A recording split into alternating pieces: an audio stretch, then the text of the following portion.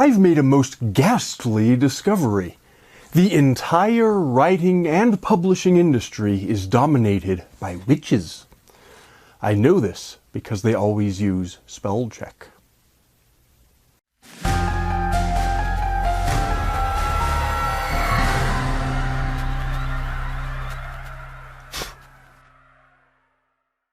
Well, another month has gone by, and what a month it's been! Now that we're finished with April of 2025, lots of exciting things are happening. You likely saw my earlier video in which I announced that my publishing house, Polymath Press, is releasing an exciting new book called Ghost Girls and Rabbits by Cassandra Windwalker at the beginning of May. In fact, there's a very good chance that it'll be out by the time you see this, unless you happen to catch this video on the first day it airs. So do be sure to check the links down below in the What's It and get your very own copy, including autographed copies, which are available directly from Polymath Press. But this isn't an advertising video.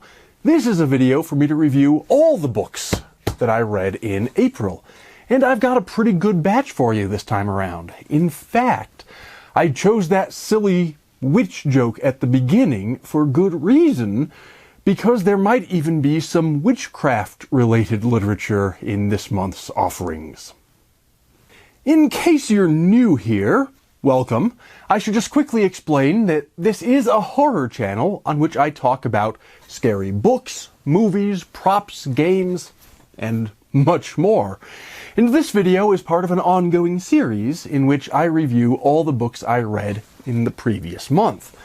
Because I'm a horror guy, they're dominated by horror novels, but I also do mention all the other books I read, and longtime viewers know that sometimes you end up with a pretty eclectic mix by the end of a month of reading for me. As always, in case you find any of them interesting, I'll put purchase links for you right down there in the What's It, and would very much appreciate if you use those links to get yourself something good to read, while also supporting me and my work here on this channel. Do be sure also to like, share, comment, subscribe, and ring my notifications bell to signal to YouTube's algorithm that interesting things are happening over here, and so you don't miss out on these reviews or any of my other videos. But let's go ahead and put all that prefatory material to the side and dive right into the April 2025 books.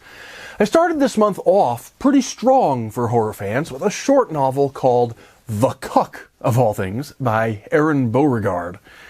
This is not the first Aaron Beauregard novel I've read. He's probably best known for his novel The Slob, which was the first of his works I happened across, and it gave him quite the reputation for writing the most extreme of extreme horror. In fact, that was one of the few books, one of the very few, that, while it didn't exactly scare me, as I've never really been able to find books that can really pull that off, it did at least manage to disturb me during one scene in particular, and that's a rare accomplishment and pretty much guaranteed I'd keep coming back for more of this author's works. Well, this one fits in the same genre, or the same subgenre. It's about these two young guys who answer what we might call an adult advertisement in the back of a magazine. One of those old, sleazy advertisements, you understand? They answer it only to find that they're being haunted by this creepy old man who likes to watch as they do the unmentionable. I think that pretty much covers the premise without spoiling anything, and in case you are new to these videos, spoilers are no bueno. I always try to avoid spoilers, and I think that's a pretty big deal for this one because it's a very short book, as you can see, so you really want to know as little about the story as possible before you dive in. As usual with this author, it's well written and also wonderfully illustrated with several full-page drawings of certain scenes from the book. And it continues in the author's usual vein of containing the kind of extreme horror that appeals to its own audience, but isn't usually recommended for people who aren't already jaded horror fans. But I mean that as a high compliment. This may not be recommended as a first horror novel because of its extremity, but it is a good one. Because it is a shorter book, it doesn't have quite as much time to develop plot or characters as many others do, including of the same author's other works, and arguably that could be seen as a weak point. In fact, while I was reading it, I had the thought that it felt somehow even more cinematic than it did literary. My instincts were supported when I read a note at the back of the book confirming that the author was thinking cinematically when he wrote it. But despite that streamlined sort of format, it still delivers a few scenes guaranteed to make all but the most desensitized of horror fans' skin crawl. That said, did I find it as disturbing as some of the author's other books? I did not. I enjoyed reading it, and in fact I plowed right through it in a single sitting, but I don't think it's going to haunt me quite as much as some others have. Still, I give it my strong recommendation if you're the kind of person who either has read the author's other works and enjoyed them, or if you're the kind of person looking for truly extreme and frankly disgusting horror with just a hint of a morality play lurking beneath the surface. Once again, I mean all that as high praise indeed. Next up, I have to admit, wasn't a horror novel, but a cookbook. It was this sourdough discard recipes cookbook by Sandra Bax. I picked this one up because I've recently started baking sourdough, and that means I have some discard whenever I feed my starter. To avoid waste, I've been looking for good and simple recipes that call for discard on days when I'm not gonna go through the entire baking process.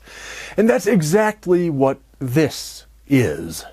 To be clear, it's a pretty minimalist cookbook. There are no interior illustrations or photos. It's basically just a collection of recipes presented in straightforward, no-frills format. The book opens and closes with some general information about baking and unit conversions and troubleshooting sourdough discard and similar kinds of tips and tricks, but the real meat of the book are the 150 or so recipes. Just because the word discard is in the title, don't be fooled into thinking these are all simple, quote-unquote, throwaway recipes. A few are quite simple, but many are well-conceived side dishes or even entrees, and they feature a diverse mix of the sweet and the savory.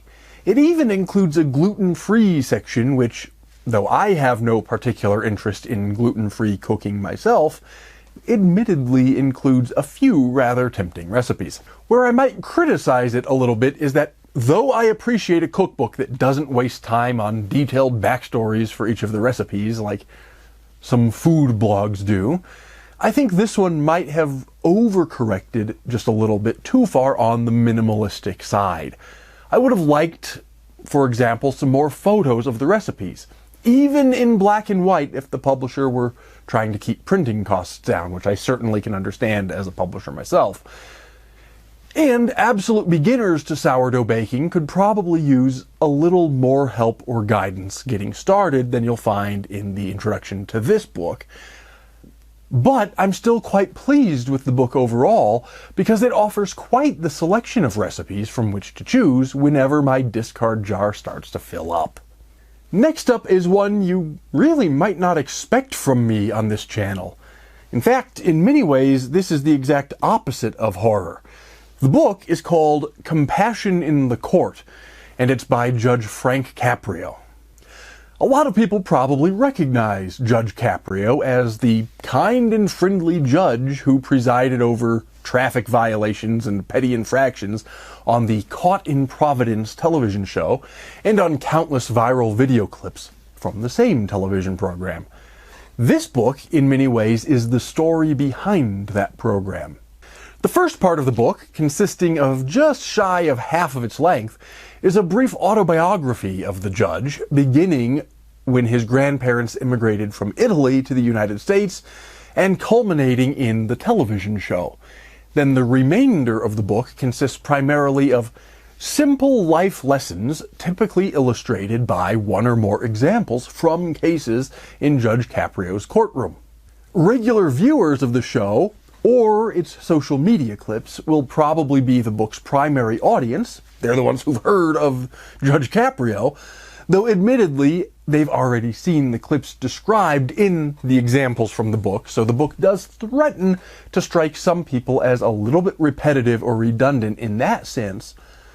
But I think that minor criticism is more than compensated for by the biographical story that demonstrates how Judge Caprio's fiscally impoverished but emotionally rich upbringing shaped his thinking and turned him into, as the subtitle says, America's nicest judge. There are a couple points when Judge Caprio briefly detours into some political musings on a light level, either in connection with his various political actions over the years, or just in the context of musing about how we might improve our society. Arguably, those are the weakest part of the book because they offer a starting point we can all agree on, namely to have compassion for people, but never really get to the political details in any sort of meaningful policy sense. That said, those moments are brief and don't detract significantly from what is probably going to end up being the best feel-good book of the year. There's a lot of wisdom in Judge Caprio's simple message, and a lot of readers would do well to hear him out. I then moved on to a book describing an entirely different vision of justice or a judicial system, the infamous Malleus Maleficarum by Heinrich Kramer and James Sprenger, also known as The Hammer of Witches. It's an odd sort of a book. It was published in 1486 as a sort of guide for witch hunters or inquisitors, and it attempts to systematize the church's knowledge of witchcraft. It's roughly divided into 3 parts. The first is a theological treatise attempting to prove the existence of witches and to explain the extent and limitations of their powers. The second part concerns the traits and behaviors of the witches, and the third, probably the part that made it such an infamous work, offers prescriptive ideas for judges or inquisitors to identify and try witches for their alleged crimes. Particularly in that first section, it's written in the form of disputed questions and draws heavily on established theology to present Kramer's view of witchcraft as if it were that of the Catholic Church. In fact, the book even included a papal bull on the subject by Pope Innocent VIII, confirming the existence and evil of witchcraft. Despite that, and despite the author's work as inquisitors themselves, the book was never officially adopted by the Church, and historians have disputed whether the Pope even authorized the inclusion of his bull in its printing. Indeed, only 3 years after its publication, the Church condemned the book's teaching as false. But these were the early days of the printing press, and the witch hunt was on, so despite lacking official support from the Church, the book was circulated widely and became a commonly adopted, unofficial guide to the persecution of witches by Catholics to a certain extent, and also Protestant witch hunters. Scholars who've studied the text have extracted from its teaching what has come to be called the elaborated theory of witchcraft, which contains 6 elements: a pact with the devil, and thus apostasy from Christianity; sexual relations with devils; aerial locomotion; an orgiastic and often incestuous assembly presided over by the devil himself; the practice of maleficent or harmful magic; and the slaughter of infants or fetuses. And the text obsessively covers each of those, devoting countless pages to, for example, the question of whether witches can actually use aerial locomotion to move from place to place, or only appear to do so, or to long and elaborate descriptions of when and how succubi and incubi can extract, store, and transport semen for use toward their diabolic ends. Demons, of course, being unable to reproduce, even with witches, in the normal manner. Of course, most of those individual elements of the elaborated theory of witchcraft do have legitimate counterparts in Christian doctrine or theology. But when assembled together, as they were in the Malleus Maleficarum, they amounted essentially to a conspiracy theory. And those of us who study conspiracy theories in the current era can see certain parallels. There may be truth to individual elements, but the dots get connected out of order, and the blame gets placed on the wrong individuals. In fact, as we all now know, most of the accused witches during the various witch hunts of the past were wrongly accused, and their convictions supported often by false confessions obtained through torture. For his own part, Kramer believed that God would not allow an innocent person to be convicted of witchcraft, but those following his book's teachings unfortunately proved him not only wrong, but catastrophically so. The conspiracy theory interpretation of the book is, I think, particularly useful to us when we think a little bit more deeply about its publication history. The Malleus Maleficarum was intimately connected with the advent of the printing press. Indeed, the book's printer had a protracted legal drama with none other than Gutenberg himself. Arguably, the book had such influence because it was one of the early works to make use of this marvelous new technology, the printing press, and the masses weren't yet well versed in how to critically evaluate mass-printed materials. I'm not saying we've even learned how to evaluate printed scholarship in the modern age, but I do see certain echoes of history in the advent of social media. But I digress. Obviously, I can't review this the same way I would most other books. Its style won't appeal to modern readers, though I happen to have a lot of affection for the disputed question format of argumentation. But the language is somewhat archaic, and its contents certainly don't reflect modern thought, whether religious or secular. Even those who adhere to very traditional Christian doctrine, and even those who assume witches make pacts with devils and are at work in the world, will not see much of their own theology reflected in these pages, except in the very lowest resolution reading. That is to say, the Malleus exaggerates the powers and activities of witches beyond what any modern religious would recognize, and certainly offers counterproductive and immoral legal prescriptions to deal with such activities. And yet, it's one of the most consequential books in history. So we read it not necessarily for its own sake, but to understand pathologies of thought in the past, and perhaps to recognize when similar strains of erroneous thinking begin to emerge in the present. One of the things I'm particularly interested in, but haven't fully thought through or studied yet, is to figure out precisely what blend of theology, both correct as the Church would recognize it, or heretical, and current events might have led to the strain of thought in the text. The text itself provides plenty of clues, particularly on a close reading, but I think I need to look to external sources to fill in a lot of missing pieces. Anyway, I guess it does count as a horror book, however one chooses to interpret it, so it fits well with our continued study of the genre here on this channel. But before we get back to more normal horror novels, I have some other books I need to review.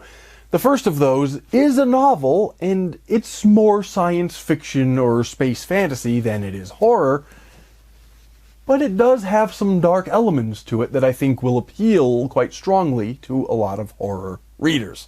The book is called Majority by Abby Goldsmith, and it's the first in a series called Torth, of which the sixth and I believe final book is coming out very shortly on May 13th. The author kindly sent me this first book for review in anticipation of that 6th publication. Though I was expecting sort of a space opera kind of a novel right from the start, this book actually begins in a much more mundane setting at an orphanage right here on Earth, but with one key difference from the normal. One of the children is secretly a super genius mind reader. Okay, that's pretty interesting. But very soon, this young boy and a group of friends and new acquaintances do find themselves captured and transported to an alien world where they learn that he's not the only mind reader. There's an entire galaxy-spanning race of them. They're called the Torth, hence the name of the series, and they enslave pretty much everyone else in the galaxy, and so our heroes need to find a way to escape. What I really like about this one is how philosophical it can be without ever becoming boring or preachy.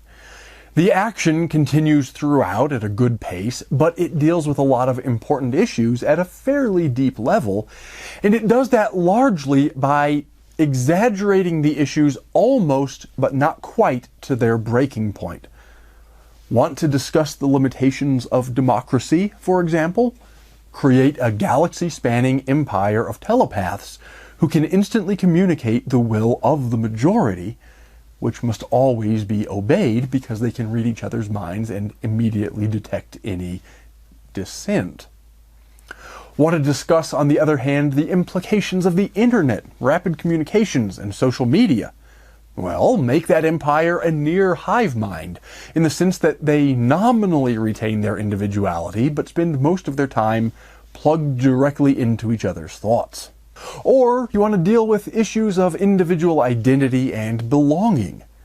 Make one of their greatest geniuses a young handicapped boy who was raised as a human on Earth and never felt like he belonged until he could plug into this hive mind, but has to constantly struggle with the immorality of the Empire's actions. When I sat down to read this, I was expecting essentially just a fun space opera. And it is a fun read, but its real value is that it does have that philosophical depth that I wasn't expecting. It even has hints of a sort of messianic allegory that I have to assume was intentional, although I haven't read the rest of the series, so I'm not 100% sure where that strain is going. If I were to quibble over anything, I'd say that maybe this first book is a little bit on the long side. Normally, I wouldn't object to that because I like long books, and this is far from the longest I've read, even this year. Something about it just felt slightly overburdened to me, though. While I was thinking about it in preparation for this review, though, I couldn't honestly think of anything that I thought ought to be cut or tightened up or shortened. So I don't really think it's a flaw in the book so much as just something that didn't quite hit my own mood or expectations in quite the right way. Overall, though, I really did like it a lot. That criticism was just my searching for something to criticize. This is a good book. It's been a real highlight of my recent reading, and I can't wait to dive into the rest of the series. On that topic, because it is the first in a series, a few things readers might want to know about. First is that the series is in fact complete, with the last book coming out just days from when I finished reading this first one, so you don't need to worry about getting caught in the middle of something perpetually incomplete. And I think we all know exactly who we're talking about. The second question is whether or not this first book in the series can be read as a standalone, or whether you're going to need to read the rest of the series in order to get a complete story. And on that, it's, I think, somewhere in the middle.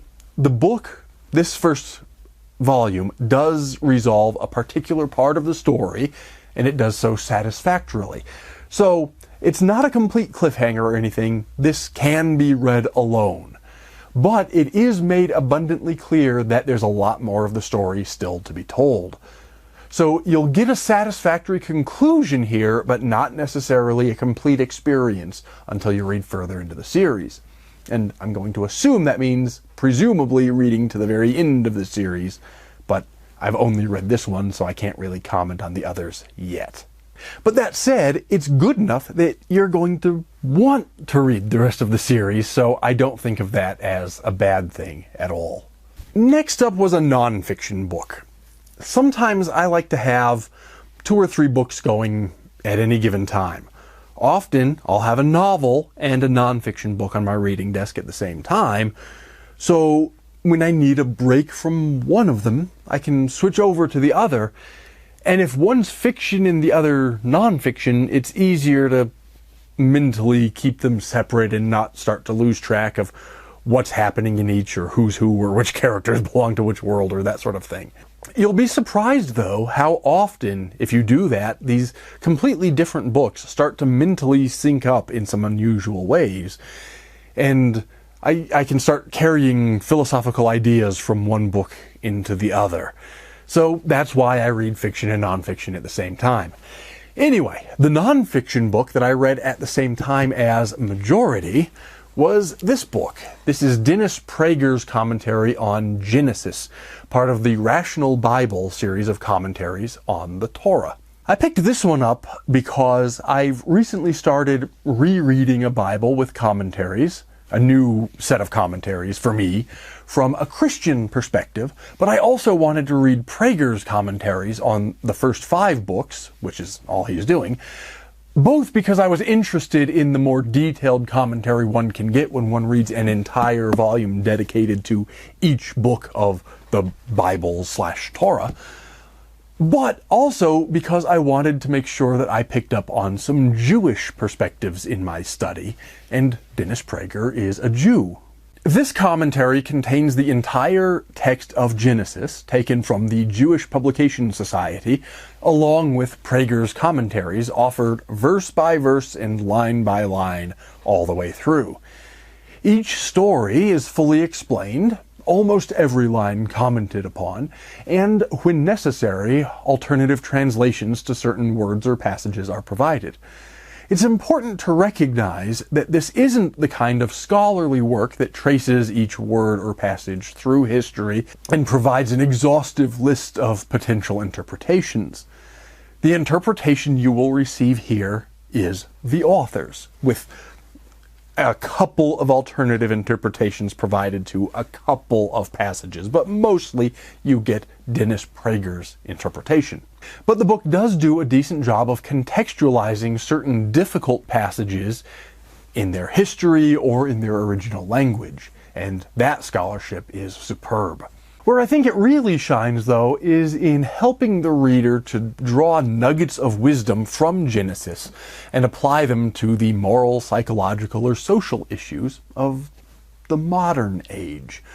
One of the great lessons Prager repeatedly points out is that the patriarchs, as described in Genesis, invariably come from broken, dysfunctional families. They're deeply flawed people with, adjusting for technological change, many or most of the same problems we all face today. And I think that's the real value in a book like Genesis. And questions of literal truth or divine authorship aside, a big part of why we still study it all these thousands of years later. Of the entire biblical corpus, I think Genesis has always been one of the greatest struggles for me to understand. I'm certainly not claiming to understand it even now, but I can say that my understanding at least has deepened thanks to Prager's observations and commentaries. In his introduction, he explicitly states that he's written this book not only for his fellow Jewish people, but for Christians and indeed perhaps especially for non-religious readers.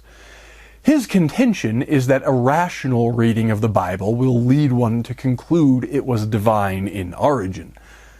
From where I sit, I'm not sure his commentary will take a reader from atheism into religious observance.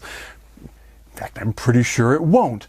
But it will, at the very least, give the reader a stronger sense of why religious people take the Bible so seriously, and help situate it within its historic and scholarly context.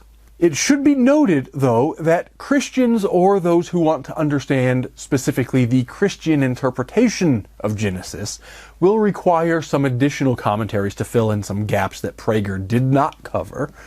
I don't think most Christians will take issue with much of what Prager did write, but there are certain omissions from his commentary that might help readers connect the Torah with the New Testament.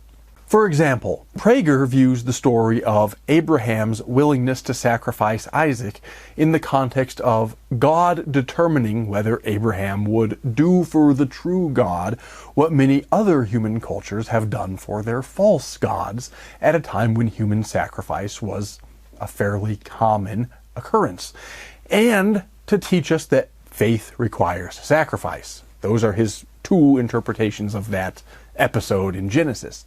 Fair enough. I think the Christians and Jews alike can agree with that interpretation. However, the Christian reader would likely add an additional interpretive layer and argue that this episode with Abraham and Isaac anticipates Christ's sacrifice. Similar distinctions between Christian and Jewish thinking can be found in several places throughout this commentary. In large part, that adds to the value for me because I was raised in the Christian church. I'm much more familiar with Christian thought, so the different perspectives were useful in my own study. The style and tone is fairly conversational, which I think is what Prager does best, though serious scholars already intimately familiar with the subject might find some of its treatment a smidge on the superficial side, or might want more linguistic scholarship in place of social commentary, though I, for one, welcomed it as a way to modernize an ancient document without sacrificing fidelity to the text. Moving on from nonfiction, the next book I need to talk about is, of course, Ghost Girls and Rabbits by Cassandra Windwalker. Now, this is the latest publication from my own publishing house, Polymath Press, as I mentioned at the very beginning of this video, and as such, it wouldn't be appropriate for me to review it in the same way that I've been reviewing all of these other books. Plus, I made a much more detailed and longer standalone video about this book already, so if you want to hear more of my thoughts about it, that would be a great video to check out just as soon as you've finished watching this one. But I do try to make these videos as complete a record of what I've been reading as I can, and, well, it's a book I've read. Now, obviously I didn't only read it just the one time this month, but since it is now coming out, this is the month I've chosen to include it in my mass review videos. Just to give you a little taste of it in case you missed that other video, it's about a mother whose daughter has been missing for many years, and in her attempt to raise awareness of the issue and to try to bring her daughter home, or at least to find some answers, she decides the best thing to do is, of all things, to kidnap a senator, because no one could ever ignore that kind of a missing person case. And then the story goes from there, told alternatively from the perspectives of the two women, the captive senator and the grieving mother who kidnapped her and is holding her prisoner for an extended period of time. As I mentioned in my other video, it's really got a lot of depth to it, and even though it would be inappropriate for me to review it, I can say that I wouldn't have put my company's logo on it, right there, if I didn't think it was a great novel. Next up is another nonfiction book. Y'all know I like to read some eclectic stuff, and apparently this month we've got witch hunting manuals, biblical commentaries, and now applied statistics. My next book was Introduction to Meta-Analysis by Michael Borenstein and a few others. This is pretty much just what it says on the cover. It is, in fact, an introduction to the mathematical or statistical techniques used to combine research results from disparate studies using meta-analysis. I particularly appreciate the level of detail the book provides. Each technique is fully explained, and the book contains several worked examples walking the reader through the entire process of performing a meta-analysis. Readers specifically looking for a book on applied statistics will find it useful because it skips right to the applications rather than getting bogged down in proofs and theory. Personally, I wouldn't have minded some more theory, but that's not the point of this sort of a book, so the authors actually did the right thing overall, even if my own preference might have wanted a little bit more of some other details. The one place I do think they should have spent some more time is on the design of meta-analytic studies. Obviously, this is not a book on research design, but it would have been useful had the authors devoted more time to the considerations one should keep in mind when choosing which studies to include or exclude, and how to weight them in the meta-analysis. As it stands, readers who are as new to meta-analysis as to most benefit from this sort of introductory work will likely need to pick up at least one other book to fill in some of those gaps in terms of research design. There is a chapter near the back that deals with some of the more philosophical considerations and addresses some of what the authors think are going to be the most common objections to either meta-analysis in general or to certain meta-analytic techniques. And that's quite useful, but probably would have been better placed near the front of the book so the reader could develop a more robust conceptual understanding of the subject before diving right into all of the techniques and formulae. On the whole, I found it quite useful, but will likely need to supplement it with additional reading before I can really make use of its techniques. Next, I chose to read a couple of books in memory of a few people who recently passed away. Requiem aeternam dona eis Domine, et lux perpetua luceat eis requiescat in pace. The first of those is a short book by a magician of my personal acquaintance named Curtis Kam. And this is a book called This is the End for You. Now, you won't likely find this in print or for sale anywhere because it was passed around just on the magician's market. But it's basically a short treatise, very short, on writing or developing strong endings for magic routines. And yes, it's good. It's very good.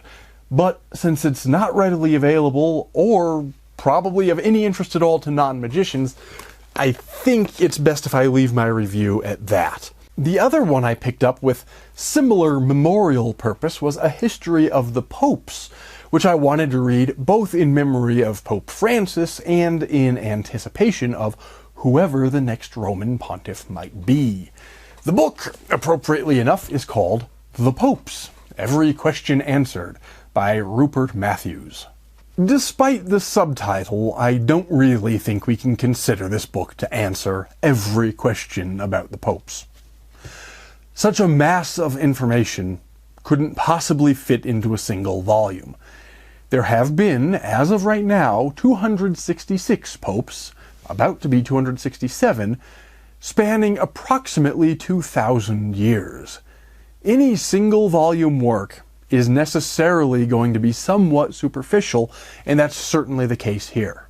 However, though each papal biography in this book is necessarily brief, the author did a remarkably good job of hitting some of the highlights of each pontificate. For example, each pope's section discusses the most important historic, political, military, or theological questions of the era. Will the reader gain a thorough understanding of those issues from biographies ranging from about half a page to 3 or 4 pages in length? Of course not. But the reader will get enough of a sense of what was happening during each pontificate that he or she can easily take to the library or the internet and follow up on whichever specific questions happen to be of greatest interest. For example, in my case, I took a particular interest in the Cadaver Synod, in which a pope's dead body was dug up and placed on trial by his successor. I even have a video on that very topic coming up shortly, so do be sure to subscribe and ring my bell so you don't miss out on that. In this book, that was just about a paragraph of text, but if I hadn't already been well versed on the subject of the Cadaver Synod, that would easily have been enough to pique my interest and to tell me what search terms I might need to learn more. One particularly useful element of this book is a historic timeline spanning the bottom of every page. Beginning with the crucifixion and ending in 2013 during Pope Francis's pontificate, this timeline highlights some of the key developments of world history during the life of each pope. Not all of those events are directly related to the papal actions discussed in the biographies. In fact, most of them aren't. But they help the reader correctly place each pope in world history. And that's quite a useful feature indeed. It helps you understand what was happening in the world during this guy's life. An additional bonus chapter at the very back of the book contains a selection of papal writings from throughout history. Those will be of particular interest, I think, to those interested in the theological developments as opposed merely to the historical ones. There are obviously plenty of omissions of details in this book, and it could perhaps be argued that it inadequately covers some of the more controversial popes, and very little coverage at all is given to the various anti-popes who've sprung up several times throughout history. But that's not to say it completely glosses over anything unflattering to the papacy either. It does mention the Cadaver Synod, after all, as perhaps the lowest point in papal history. But it doesn't really get into the meat and bones of the most important and most controversial issues of some of the popes. I think that's more due to its length and the breadth of its subject matter spanning 2,000 years than it is any attempt by the author to obfuscate. At the end of the day, it may not be a perfect biography or collection of biographies, but if you're looking for just a single volume that contains an overview of the entire history of the papacy, from St. Peter to Pope Francis, I don't think you're likely to find anyone else who could do a better job. And then, for my very last book of the month, we return, finally, to the horror genre, the genre we're all watching to learn more about, of course, with a book whose author I recently met, if met is indeed the right word, on X. It's called Death Cult by Janelle Shaika, whose name I hope I'm pronouncing correctly, as I've only ever seen it in print. This is a short novel that brings me right back to some of the classic horror of the 70s and the 80s. The title kind of tells you what you're in for already with Death Cult, but just to summarize it in a bit more detail, it's about some friends whose car breaks down in exactly the wrong small town, and they find themselves in the proverbial crosshairs of a cannibalistic cult. And it's a pretty wild ride. It moves at an impressively fast pace without ever feeling rushed, and delivers some gore and some scares in a way that harkens back to classic movies like Texas Chainsaw, or some modern offerings like the Saw franchise. And it veers toward the extreme horror genre without ever becoming so over the top that the reader loses track of the characters or the story behind all the violence, as unfortunately happens a bit too often in the extreme horror subgenre. It may not have the sort of philosophical commentary and depth of character development I often look for in my absolute favorite novels, but that's honestly not even a flaw here. This isn't meant to be that kind of a novel. This is meant to be a fun roller coaster of a horror novel you can read in a single sitting, and that's exactly what it delivers. Alas, that brings us toward the end of another video. I was hoping to get through at least one more book this month, but life has a way of preventing us from achieving certain goals. Nevertheless, as I finished up April, I did already start a new horror novel, which will be the first of our books for May, and it continues this theme of reading about the papacy in a weird sort of a way, because it's actually a horror novel that's been specifically recommended by our last two popes. So do be sure to stick around for that to see what a Catholic pope might like in a horror novel. Do be sure also to like, share, and comment and all that stuff. It really does help me out. And don't forget, I've put links down in the What's It where you can find all of these books, except probably for the Curtis Kam magic book. Other than that, you can find links to all of these books, and I've got those Wonderful, convenient purchase links so you can get the books for yourself and support me all at the same time. Win-win situation, is it not? Anyway, do all of that stuff, and until next time, take care and stay scared.